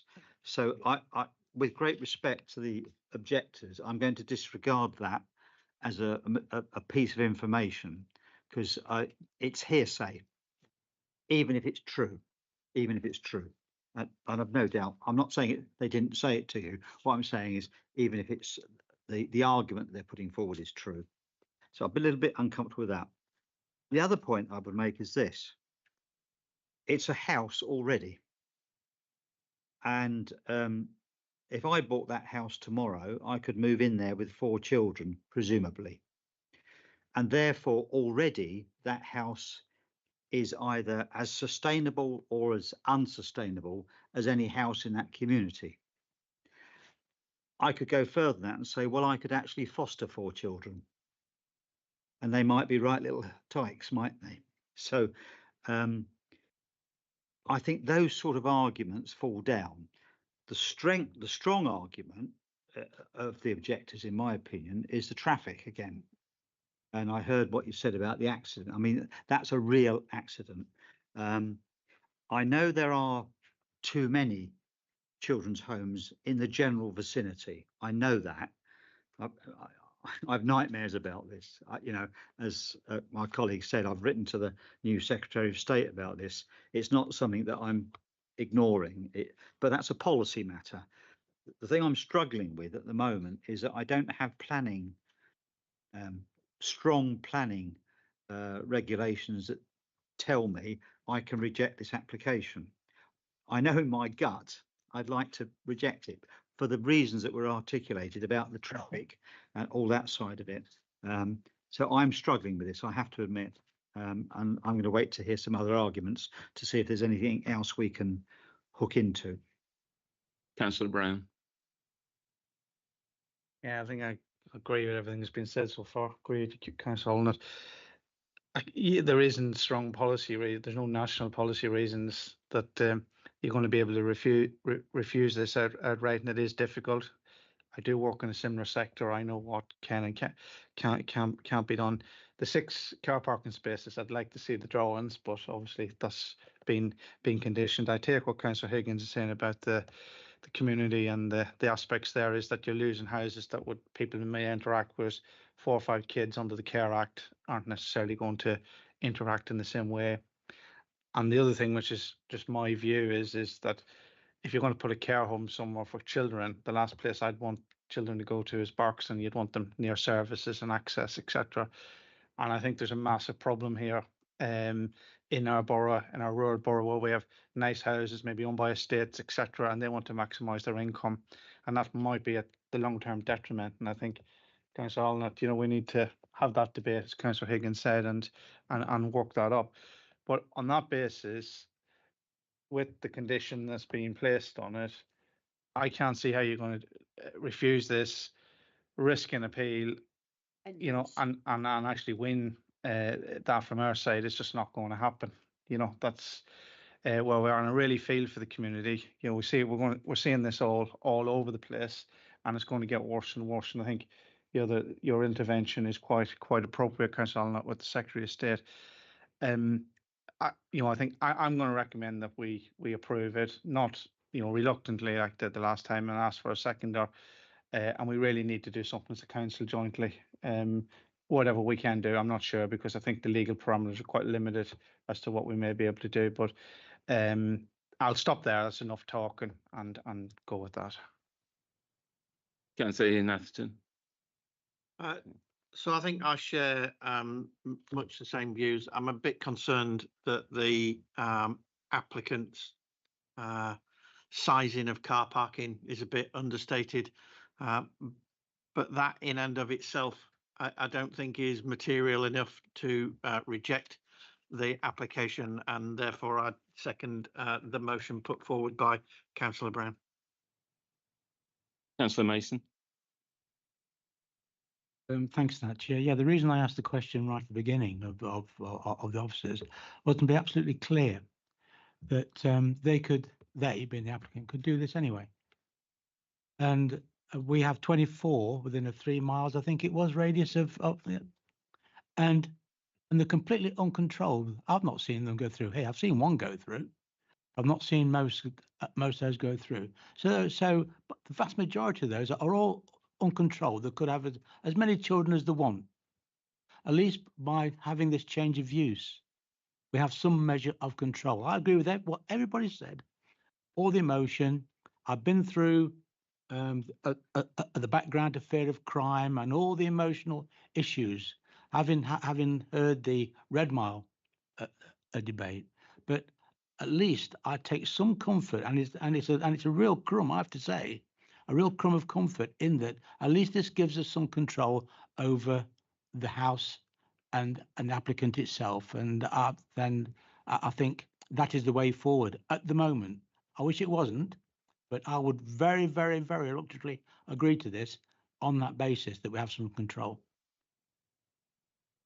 Councillor Pritchett. Thank you, Chair. Aligned, if not aligned to this, is the fact that I think if everything goes all right with these children's homes, there isn't a problem. It's when things go wrong, and they went wrong for seemingly a long time at Red Mile. And I don't know that it gives any crumb of comfort here, but I shall be wanting to follow up with our communities department, linking to the county council, matters to do with industry standards, commissioning, standards being commissioned, the monitoring in the service level agreements, and what are the company's own standards, which weren't in the application, and audits, and also what involvement does the local host county, that is Leicestershire, children's services have, so and then how quickly do they react to deal with these issues? It's not necessary, but as I say, I reluctantly approve that, and it's that area, the lack of control and professional standards that concerns me. Thank you. Before we go to the vote, Councillor Cumbers. Just to say, really, that I feel that we're in a mess with this. I think that the providers, the applicants, they're going to the villages because the villages have got nice big detached houses, and then they can use the reasons that we've heard that are being used here. But those children are probably, the fact that they're in care, sort of shows that they're really in some way or another, they're very needy children, that they need to be growing up in in surroundings and perhaps neighborhoods where they can learn perhaps to sort of function as proper individuals. I think it's got to be a government thing that's got to stop this, you know, because we've got lots of nice villages with nice big houses, you know, and that seems to be sufficient to think that it's okay to turn it into a children's care home.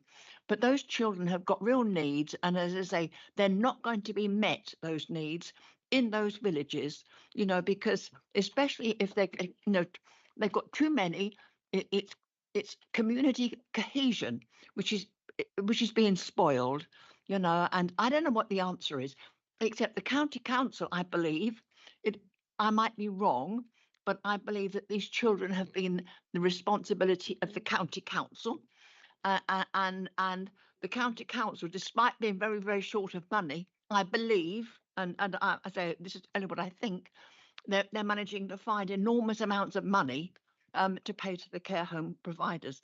I don't know what the answer is, you know, except I think in this area it's going to get worse, because we've got lots of villages with nice big houses. But those children, you know, thinking about the children, I despair. I really do. Councillor Higgins, fine then. Yeah, just ever so quickly because of some of the points here.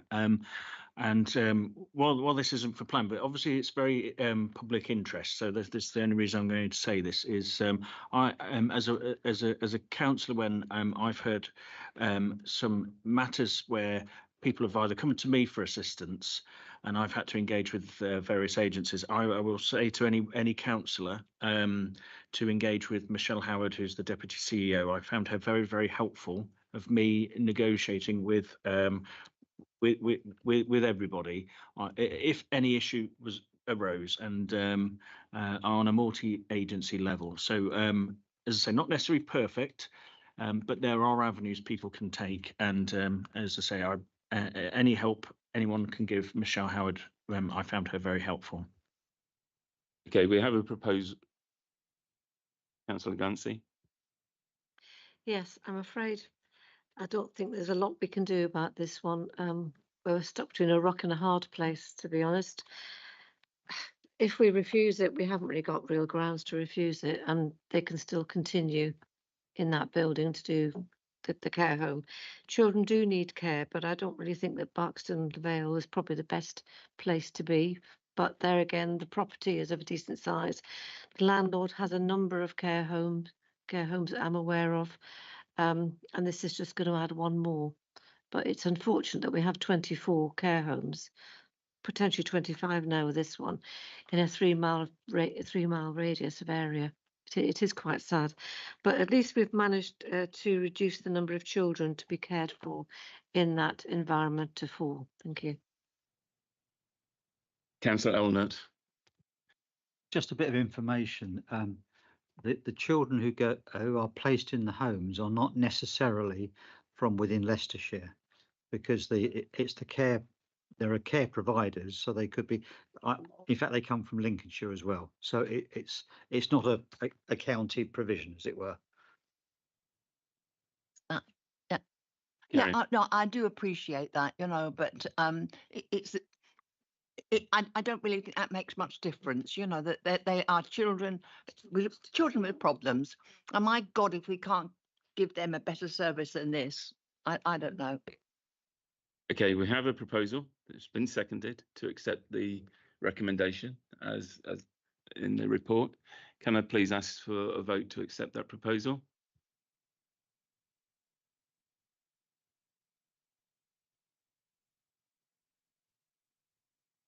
Those against? And any abstentions? Yes, you know, you're recording. So the proposal is accepted. The application is accepted. Thank you. I suppose we'll take a 5-minute break there while the councillors that won't be taking part in the next part of this will remove themselves. Thank you very much.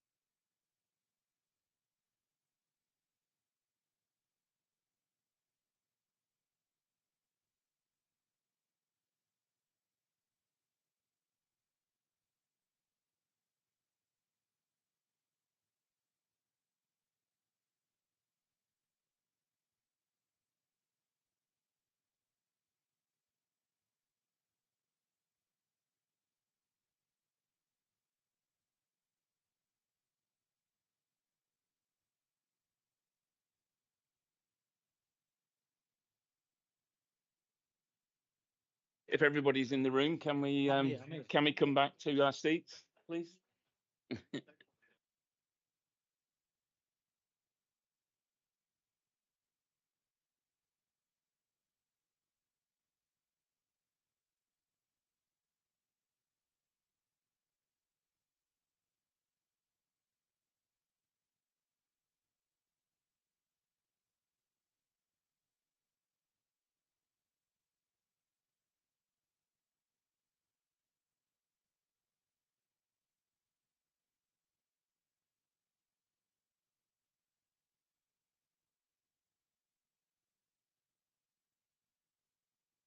Thank you, and thank you, especially waiting for longer than you were expecting to for this final application for this evening, which is application 22/00408/FUL, North Lodge Farm, Longcliffe Hill, Old Dalby, and I believe Alex has the pleasure again. Thank you.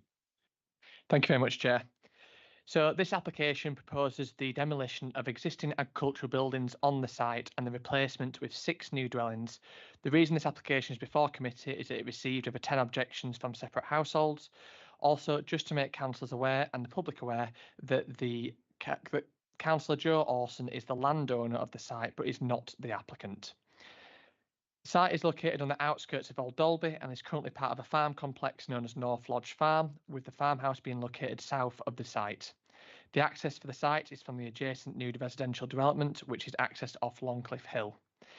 It is acknowledged that the site is outside the limits to development as defined by the neighbourhood plan and shown with the yellow dashed line on the screen, and is therefore classified as open countryside, which means the proposal is contrary to strategic policies of the local and neighbourhood plan.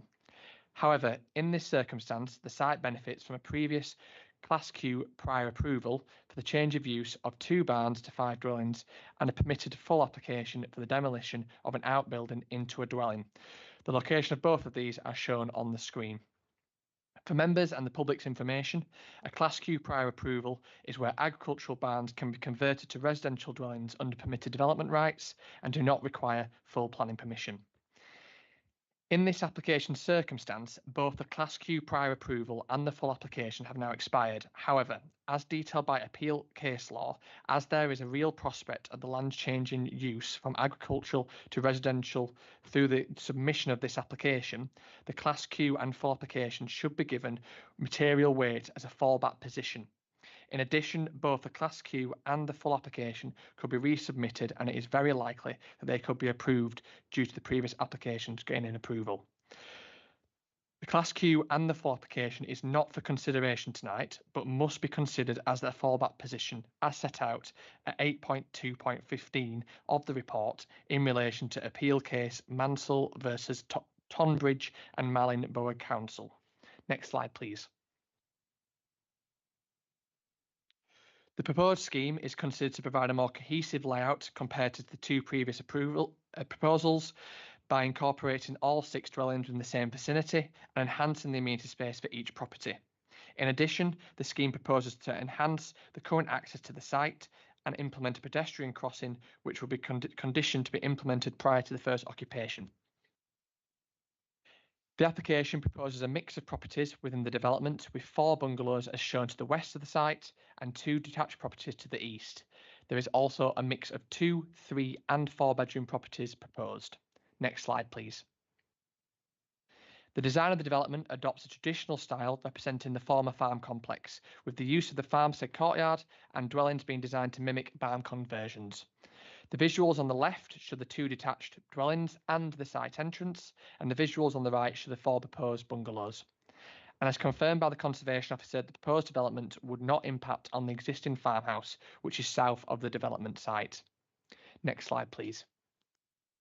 So in summary, the site has 2 previous permissions that would provide a fallback position for 6 dwellings as detailed by appeal case law. The proposal provides a more cohesive scheme and a traditional design. The development provides a mix of housing types and bedroom sizes. There has been no objections from the statutory consultees, and therefore this application is recommended for approval subject to conditions laid out within the report. Thank you very much. Thank you, Alex. Do any members have any questions for clarifications from Councillor Allnutt? Yeah, on thank you. The report's very good, by the way. Thank you. On page, it's page 30 of the whole document, the bundle. There's the block diagram. Now the houses outside to the right of the red line, I think that is a new estate that's going up or is up already, is it? Yeah. Yeah. Yeah, and then that's what I'm looking at, that bit there. So, and then the houses to the left, they're already in existence. They're not. So, it's interesting to me that part of the land is considered to be, albeit under the Q condition, outside of the development zone, because you've got houses left and right. So it's not exactly a large area of agricultural land, is it? So that's the correct interpretation, is it? That is correct. Obviously, the policy itself stipulates the line, which was shown on the yellow dash. So, for us as planning officers, we've got to work with that planning policy. So, technically, yes, it is classified as open countryside. Any other questions for Alex? No. In that case, I'd like to call the one speaker this evening, which is James Botterill from HSSP Architects, the agent for. I'm sure you've been listening to all the instructions this evening, so you know the form. And when you start speaking, you have 3 minutes. Clive will give you the 30-second warning. Please carry on. Thank you, Chair. Firstly, I would like to thank the case officer for preparing their comprehensive committee report. The report addresses the key considerations of this application and draws on recent case law to further strengthen the recommendation to permit this application. This application has been running for a considerable length of time, submitted back in March 2022. However, the general principles of the application to in effect trade and extant Class Q approval for a new development was agreed with the planners quite early in the planning process. Changes to the design were advised and have been considered and implemented into the current scheme. The principle of trading a Class Q approval for a new development has been supported by Melton Borough Council on numerous applications over recent years, many of which have involved us as architects. The planning department was content that the new scheme, on balance, offered a significant improvement on the previous approved and warranted their support. Delays with the application have been mainly driven by Leicestershire County Ecology, requesting additional survey data for bats and newts, and in more recent months with the Leicestershire Highways. But we're happy to report these have now been resolved and this application has no third-party technical objections. From the CGI images you've just been shown, I would hope that you would all agree that this is a high-quality, attractive, well-considered residential scheme, and one which is considerable improvement on the fallback position of the previous Class Q approval. The current scheme proposes the same number of dwellings as the permitted development approval and has retained the converted agricultural barn aesthetic, but has vastly improved the overall site layout and arrangement of the barns, as well as providing 4 single-storey bungalows out of the proposed 6 units, something which was not offered previously. The case officer report clearly sets out why the fallback position of this application is the previously approved Class Q consent, even though the approval is no longer extant. There has been no intervening change to the site or the buildings, so a Class Q approval could easily be renewed. In fact, given the recent changes in Class Q regulations from May this year, the site could benefit from a far greater scale of development, with up to 10 residential units being allowed. Therefore, the same material consideration should be given to this application as if prior approval was extant. The client does not wish to proceed down this route and is committed to developing this site in line with the current scheme and will look to deliver the project within the next couple of years. Overall, this is a comprehensive, well-designed, attractive scheme and one which, in policy terms, has been backed by recent case law as outlined in your officer's report. So we would urge you to support the planning department this evening by approving this application. Thank you. Thank you very much for your time. Would any members like to ask any questions for clarification? No, thank you very much for your time. In that case, then, I'd like to move on to debate this application. Is a recommendation to accept. Would anybody like to? Councillor Mason. Yeah, thanks, Chair. Taking all in all, I've looked at this application and obviously visited the site as other members have. My only concern on the site was the with the existing farmhouses, as you may recall, and the conservation officer has capped that particular issue off for me. So I'm quite happy with the scheme overall, particularly when you take into account the previous extant provision, the current movement on Q, which the last speaker spoke of, and I can see that we are again, and I say again, but not in the same respect as the last application that we've just been through. But I fully support this application. I think it makes a better use of the land, and I would move the proposition. Sea of hands, Councillor Ian Atherton. So I'd like to second the proposition. I think this is, as Councillor Mason said, a much better use of the land than it is at the moment. Although it looks like there's some relatively new farm machinery in the barns. Overall, the site looks to be pretty well deserted, notwithstanding the fact that to the south and east, and only yards away from this proposed development, there is a new housing estate being built. I think this is a compliment to it, and I second the motion. Councillor Siggy Atherton. Okay. Councillor Ian Atherton, were you? Sorry. Councillor Elnert, were you going to?